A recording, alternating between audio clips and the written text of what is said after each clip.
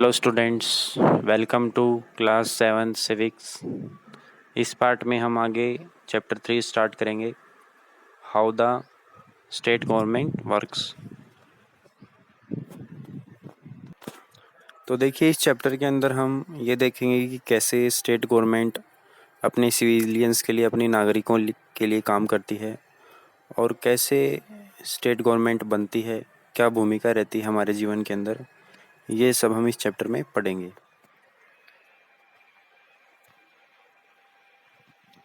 Last year we discussed the fact that the government works at 3 levels. तुमने previous classes में देखा कि government जो है वो 3 लेवल पे काम करती है, लोकल, स्टेट एंड नेशनल। ठीक है, लोकल मतलब क्षेत्रीय और स्टेट मतलब जो राज्य की सरकार होती है, और नेशनल राष्ट्रीय स्तर पर काम करती है। And looked at the work of the local government in some detail. और हमने प्रीवियस क्लासेस में लोकल गवर्नमेंट के बारे में पढ़ा था, जैसे कि ग्राम पंचायत या फिर जो वार्ड मेंबर्स होते हैं उनके बारे में पढ़ा था। तो अभी हम स्टेट गवर्नमेंट के बारे में पढ़ेंगे। In this chapter we examine the work of the government at state level. How does this take place in democracy. तो ये कैसे काम करती है स्टेट गवर्नमेंट डेमोक्रेसी में, लोकतंत्र के अंदर, ये भी देखेंगे। What is the role of a member of legislative assembly and ministers. और लेजिस्लेटिव असेंबली जो होता है, मेंबर होता है उसका क्या रोल रहता है, एमएलए जिसको बोलते हैं, और बाकी मिनिस्टर्स का क्या रोल रहता है वो हम देखेंगे। How do people express their demand and action from government. और कैसे लोग जो हैं अपने व्यूज़ मतलब अपने विचार कैसे रखते हैं सरकार के सामने, क्या उनकी डिमांड्स रहती हैं, क्या मांगे रहती हैं, ये सब सारी चीज़ें हम इस चैप्टर में पढ़ेंगे आगे। तो सबसे पहले हमारे सामने एक क्वेश्चन आता है कि व्हाट इज़ एन एमएलए। एक एमएलए कौन होता है। देखिए, एमएलए आपने पोस्ट के बारे में सुना होगा, जो गवर्नमेंट पोस्ट होती हैं, जैसे कि कलेक्टर या मेडिकल ऑफिसर। ठीक है, तो ये ऑफिशियल नेम होते हैं। वैसे ही आपने एमएलए के बारे में भी सुना होगा, या फिर मेंबर ऑफ लेजिस्लेटिव असेंबली करके सुना होगा। So do you know the MLA of your area, can you identify which party she और ही बिलोंग्स टू। तो एक पर्टिकुलर एरिया, एक विशेष क्षेत्र का हर एक एमएलए होता है, और वो किसी न किसी पार्टी से संबंधित होता है, किसी न किसी पार्टी से चुन के आता है। Members of the legislative assembly are elected by the people. जो एमएलएज होते हैं वो लोगों के द्वारा चुने जाते हैं। Then they become ministers. जब वो मेंबर्स बनते हैं, then they become members of the legislative assembly. जो विधानसभा होती है, लेजिस्लेटिव असेंबली होती है, राज्य की विधानसभा होती है, उसके सदस्य बनते हैं एमएलए बनने के बाद, और फिर सरकार बनाने में मदद करते हैं उसी पार्टी की। मतलब जिस पार्टी का राज्य में बहुमत होता है, ज़्यादा सीट्स आती हैं जिसके पास स्टेट की, वही पार्टी सरकार बनाती है, गवर्नमेंट बनाती है। In this way we can say that the MLAs represent people. तो इसलिए हम कह सकते हैं कि भी एमएलएज लोगों को रिप्रेजेंट करते हैं, हमारे प्रतिनिधि होते हैं। कैसे होते हैं, क्योंकि हम अपने इच्छा से अपने उम्मीदवार को वोट देते हैं, और जो आगे जा कर के वो एमएलए जो है, जो सरकार में काम करता है और लोगों के लिए काम करता है। The example below will help us to understand this better. तो हम एक एग्जाम्पल देखते हैं नीचे इसके बारे में समझने के लिए। Every state in India has a legislative assembly. तो हर एक जितने भी स्टेट हैं भारत के अंदर, उसकी हर एक विधानसभा होती है। Each state is divided into different areas और कॉन्स्टिट्यूएंसीज। और हर एक राज्य अलग अलग कॉन्स्टिट्यूएंसीज या जैसे कि डिस्ट्रिक्ट्स में बटा होता है। ठीक है, और for example look at the map below, it shows the state of Himachal Pradesh that is divided into 68 constitutional assembly constituencies. कि हिमाचल प्रदेश की बात करें, जो विधानसभा सीटें हैं हिमाचल प्रदेश की, 68 विधानसभा सीटें हैं हिमाचल प्रदेश के अंदर, और 68 एरियाज में डिवाइड किया गया है उसको।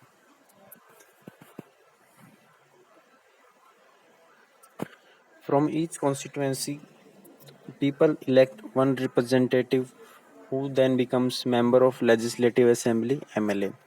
तो हर एक कॉन्स्टिट्यूएंसी से, हर एक विधानसभा सीट से लोग अपना एक प्रतिनिधि चुनते हैं, और उसके बाद वो जो प्रतिनिधि है वो MLA बनता है, मेंबर बनता है विधानसभा का, member of legislative assembly।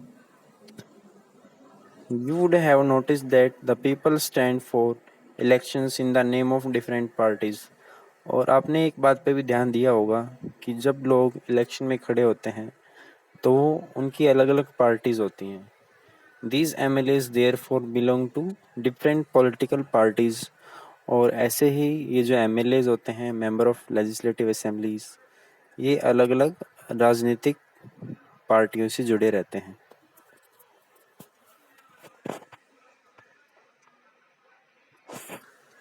So how do people who are MLAs become ministers of chief minister? तो जो लोग MLA बनते हैं, जैसे कि मान लीजिए कोई कैंडिडेट किसी कॉन्स्टिट्यूएंसी से जीता है, तो वो उस जगह का MLA बन जाएगा, विधानसभा सीट उसकी हो जाएगी। फिर वो MLA मिनिस्टर भी कैसे बनता है? देखिए, MLA, सारे MLAs मिनिस्टर नहीं होते हैं। सरकार जो होती है, जो स्टेट गवर्नमेंट होती है, उसका जो प्रधान होता है उसका CM होता है, चीफ मिनिस्टर जिसको बोलते हैं। और उसके चीफ मिनिस्टर्स की जो मंत्री परिषद होती है उसके मिनिस्टर होते हैं, चीफ मिनिस्टर जो मुख्य नेता होता है। तो मिनिस्टर्स कैसे बनते हैं, कुछ MLAs कैसे मिनिस्टर्स बनते हैं, ठीक है, तो वो हम आगे देखते हैं।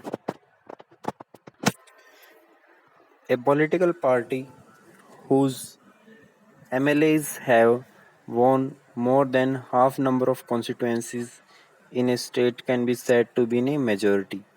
एक कोई भी राजनीतिक पार्टी जिसके MLAs संख्या ज़्यादा है किसी राज्य में, हाफ, जैसे मान लीजिए कि हमने अभी हिमाचल प्रदेश का एग्जांपल लिया, तो वहाँ पे 68 जो सीट्स थी, तो 68 का हाफ कितना हुआ? 34। तो 34 से ज़्यादा जिस भी पार्टी के MLA होंगे, 35 जिस भी पार्टी के MLA होंगे, तो वो पार्टी उस स्टेट के अंदर गवर्नमेंट बनाएगी। तो वो क्या होना चाहिए? मोर देन हाफ से ज़्यादा होना चाहिए, तो तभी वो मेजोरिटी क्या होता है? बहुमत जो है सिद्ध कर पाएगी वो party. The political party that has the majority is called ruling party. और जो पॉलिटिकल पार्टी होती है जिसके पास मेजोरिटी होती है, बहुमत होता है जिसके पास, तो उसको रूलिंग पार्टी कहा जाता है। रूलिंग का मतलब शासन करना, तो भाई 5 साल तक के लिए वो राज करेगी, that is called ruling party. And all other members are called oppositions. और जितने भी बाकी MLAs रह गए वो अपोजिशन के लीडर्स हैं, ठीक है, अपोजिशन मतलब विपक्ष के। For example, the legislative assembly of the state of Himachal Pradesh has 68 MLA constituencies. तो अगर एग्जाम्पल के लिए हमने अभी देखा कि हिमाचल प्रदेश के अंदर 68 MLA कॉन्स्टिट्यूएंसीज हैं, विधानसभा सीटें हैं। जैसे कि देखिए, इसमें एक इलेक्शन का एग्जाम्पल दिखाया गया है। इसमें रिजल्ट दिखाए गए हैं जो 2003 में हिमाचल प्रदेश के इलेक्शन हुए थे। उसमें अलग अलग पॉलिटिकल पार्टीज़ की जो नंबर ऑफ़ सीट्स हैं वो कितनी हैं। जैसे कि INC सबसे पहले, इंडियन नेशनल कांग्रेस, उसने 43 सीट जीती थी। फिर BJP 16 सीट्स 2003 में जीती थी हिमाचल प्रदेश में। फिर जो दूसरी पॉलिटिकल पार्टीज़ हैं INC और BJP को छोड़ करके, वो कोई दूसरी छोटी पार्टीज़ रही होंगी, तो उन्होंने 3 सीटें जीती थी। जो इंडिपेंडेंट्स होते हैं, इंडिपेंडेंट्स कौन होते हैं? जिनकी कोई पार्टी नहीं होती, जिनका कोई दल नहीं होता, ठीक है, who do not belong to an any party, जो बिना किसी पार्टी के नॉमिनेशन भरते हैं और इलेक्शन में हिस्सा लेते हैं, तो उनको इंडिपेंडेंट्स बोला जाता है। तो इंडिपेंडेंट्स की जो सीट्स थी वो थी 6। तो टोटल में से ये जो डाटा दिया गया है, अब इसमें देखिए मेजोरिटी कौन सी पार्टी के है, सबसे ज़्यादा किसके पास सीटें हैं? INC के पास है, ठीक है। वैसे तो आईएनसी को अगर जीतने के लिए 35 सीट्स चाहिए थी, लेकिन ये मेजोरिटी से भी और ज़्यादा ऊपर है, 43 सीट्स हैं। तो डेफिनेटली जो विनिंग पार्टी है, जो रूलिंग पार्टी रहेगी हिमाचल प्रदेश में 2003 में, वो कौन सी थी? Indian national Congress.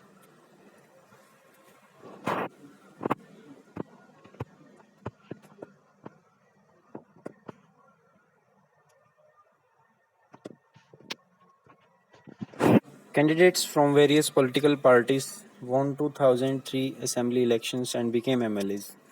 तो कैंडिडेट्स जो थे वो अलग अलग पार्टीज से लड़े 2003 लेजिस्लेटिव जो एमएलए इलेक्शन हुए थे और एमएलए बने। Since the total number of MLAs in the legislative assemblies is 68। तो टोटल एमएलएज कितने होते हैं, मतलब 68 सीट हैं, तो 68 एमएलएज हुए। A political party would have needed to have more than 34 MLAs in order to gain a majority।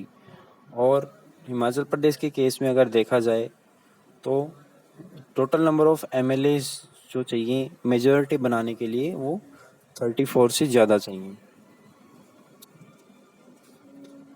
The Indian national Congress won 43 MLAs had majority and it became ruling party। तो उस time पे 2003 के अंदर INC जो party है उसने 43 seats जीती, मतलब उसके 43 एमएलएज इलेक्शन जीते और जो मेजॉरिटी में आई और फिर वो रूलिंग पार्टी बन गई। All other MLAs become the opposition. जो बाकी दूसरे एमएलएज थे 43 को छोड़ करके वो ओपोजिशन कहलाएंगे, विपक्ष के नेता कहलाएंगे। इन this case Bharatiya Janata party the major opposition party. तो इस केस में सबसे जो बड़ी अपोजिशन पार्टी थी, मतलब सेकंड नंबर पे जिसकी सबसे ज़्यादा सीटें थी, 16 सीट्स थी, ठीक है, तो वो अपोजिशन की सबसे बड़ी पार्टी भी बीजेपी हुई। उसके बाद अदर्स थी 3 और वो जो इंडिपेंडेंट्स थे वो 6 हैं। तो ये सारे अपोजिशन में ही, लेकिन अपोजिशन के अंदर भी जो सबसे बड़ी पार्टी है वो है बीजेपी थी उस टाइम की। Since it had the largest number of MLAs after the Indian national Congress, क्योंकि इसके पास सबसे ज़्यादा एमएलएज थे आईएनसी के बाद। Among the opposition were the parties including those who had been elected as independent candidates. बाकी जो दूसरे अपोजिशन के नेता थे, विपक्ष के जो नेता थे, वो इंडिपेंडेंट थे, इंडिपेंडेंट कैंडिडेट्स थे। उन्होंने किसी पार्टी से हिस्सा लेकर के इलेक्शन नहीं लड़ा था, वो निर्दलीय चुनाव लड़े थे। अब आगे देखें। After elections the MLAs belonging to the ruling party will elect their leader who will become the chief minister. अब जैसे कि मान लीजिए कोई भी रूलिंग पार्टी है जिसके एमएलए सबसे ज़्यादा हैं, अब वो एमएलएज अपने ही मेंबर्स में से, अपने ही कोई एक मेंबर्स में से एक ऐसा मिनिस्टर चुनेंगे जो आगे जा करके उस पार्टी का नेतृत्व करेगा, उसको लीड करेगा। तो वो क्या बनता है? चीफ मिनिस्टर बनता है, ठीक है, मुख्यमंत्री बनता है। In this case the Congress MLAs choose Shri Virbhadra Singh as their leader and became the chief minister. तो अगर हम हिमाचल प्रदेश का अगर एग्जांपल लेते हैं तो इस केस में जो चीफ मिनिस्टर श्री वीरभद्र सिंह थे वो उस टाइम पर चीफ मिनिस्टर बने थे। The chief minister then selects other people as minister.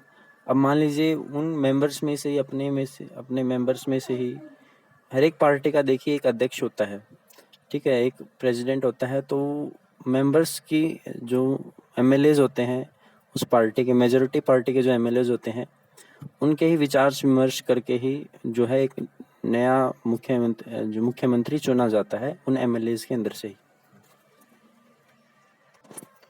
उसके बाद जो भी चीफ मिनिस्टर बनता है, जो भी एमएलए चीफ मिनिस्टर बनता है, वो अपनी मर्जी से दूसरे एमएलएज को मिनिस्टर बनाता है, या फिर अपने विधायकों से, या अपने अध्यक्ष से, जो पार्टी का प्रेसिडेंट होता है, उससे विचार विमर्श कर करके जो मिनिस्टर बनते हैं दूसरे MLAs.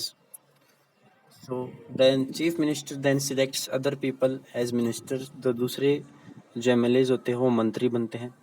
After the election, it is the governor of the state who appoints the chief minister and other ministers. और इलेक्शन के बाद ही गवर्नर जो है वो स्टेट के जो स्टेट होता है उसको चीफ मिनिस्टर नियुक्त करता है, अपॉइंट करता है, ठीक है, और जो दूसरे मिनिस्टर हैं उनको नियुक्त करता है.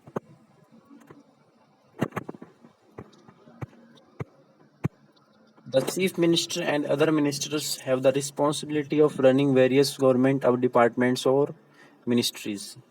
जो चीफ मिनिस्टर होता है या फिर जो दूसरे मिनिस्टर्स होते हैं उनकी रिस्पॉन्सिबिलिटी, उनकी जिम्मेवारी होती है कि वे जितने भी गवर्नमेंट के डिपार्टमेंट हैं, सरकारी विभाग हैं, उनको चलाएं अच्छे से. दे हैव सेपरेट ऑफिसेस, उनके अलग अलग ऑफिस होते हैं. A legislative assembly is a place where all the MLAs whether from ruling party or from the opposition meet to discuss various things. और एक लेजिस्लेटिव असेंबली जो विधानसभा होती है, विधानसभा उस जगह को कहा जाता है जहाँ पर सारे MLAs मिल कर के, चाहे रूलिंग पार्टी के हों या फिर अपोजिशन के हों, ठीक है, जितने भी MLAs चुने गए हैं, मतलब मान लीजिए हरियाणा में 90 MLA सीट हैं, तो उसमें कुछ अपोजिशन के होंगे और कुछ रूलिंग पार्टी के होंगे, तो 90 के 90 MLAs जो हैं वहाँ पे इकट्ठा होकर के डिस्कस करते हैं, मीटिंग करते हैं. कहाँ पे? लेजिस्लेटिव असेंबली में, विधानसभा में. Hence some MLAs have dual responsibilities. तो कुछ ऐसे MLAs भी होते हैं जिनके पास 2 या 2 से ज़्यादा जिम्मेवारियाँ होती हैं उस राज्य की, उस स्टेट की. वन एज MLA, एक तो एक MLA के रूप में भाई किसी क्षेत्र का MLA रहा होगा और फिर उसको मिनिस्टर भी बनाया होगा मुख्यमंत्री ने किसी डिपार्टमेंट का, किसी विभाग का. तो ये 2 तरह की जिम्मेवारियाँ हो सकती हैं. So other as a minister. So we will read about this further. तो इसके बारे में हम आगे पढ़ेंगे नेक्स्ट पार्ट में. Thank you.